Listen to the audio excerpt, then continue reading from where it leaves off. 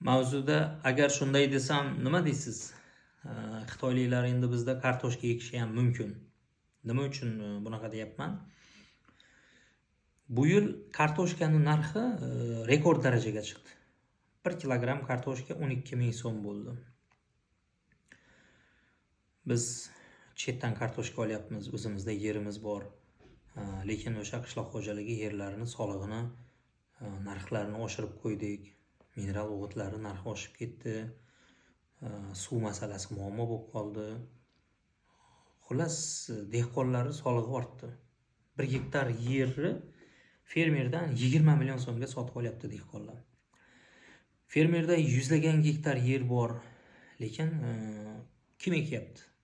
O'zimizni qishloqdagi xalq 1 gektar olyapti, 2 gektar olyapti, kimdir sabzi ekyapti, kimdir yana nimadir ekyapti. Shu mavzuni agar men hozir sizga aytaman, bilaman bu mavzu trendga chiqmaydi, tortmaydi.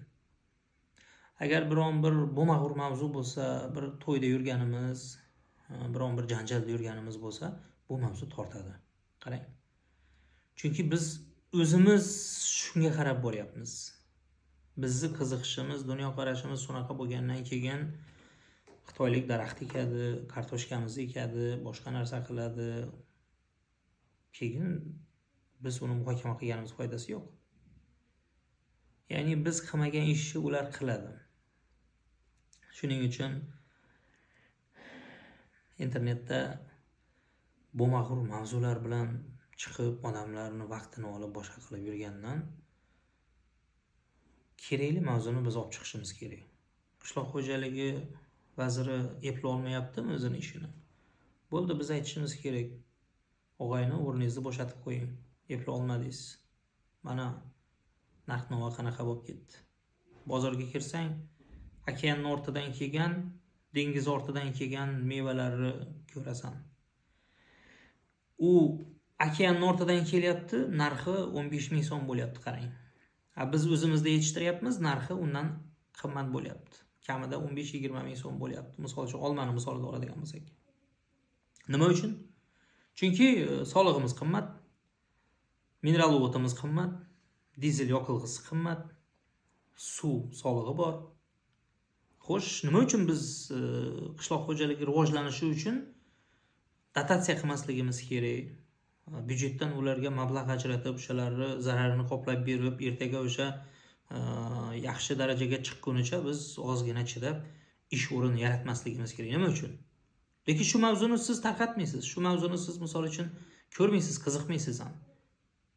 Bo'mag'ur mavzu bo'lsa, shu videoni shuni olaman deb yurgan odamlarga jo'natib qo'ying desa, shunaqa narsalar tarqatasiz. Nima beradi u? Nimaga kerak u?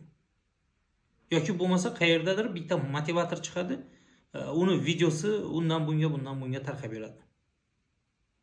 U nima beradi? Hech narsa bermaydi u.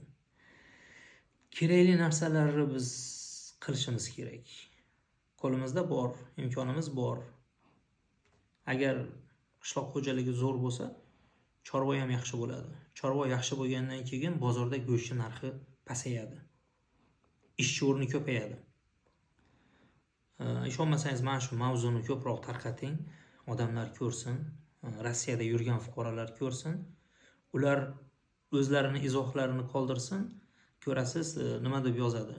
Ko'pchiligi biz agar shu qishloq xo'jaligi bizni o'zimiz yerimiz bo'lganda biz Rossiyada yurmasdik deb yozadi. Chunki ular keladi, o'sha yerlarda ishlaydi. O'zlari mahsulot yetishtiradi, bozorda narx-navo arzon bo'ladi. Narx arzon bo'lgandan keyin yashash sharoiti yaxshilanadi. Uning uchun chetga chiqishi kerak yo'q bo'ladi. Chetdan mahsulot olib kelish kerak yo'q bo'ladi. Ichimizda aylanma mablag' ko'payadi. Ichimizda ishchi o'rin ko'payadi. Mana shunaqa mavzularni biz ko'proq yetkazishimiz kerak.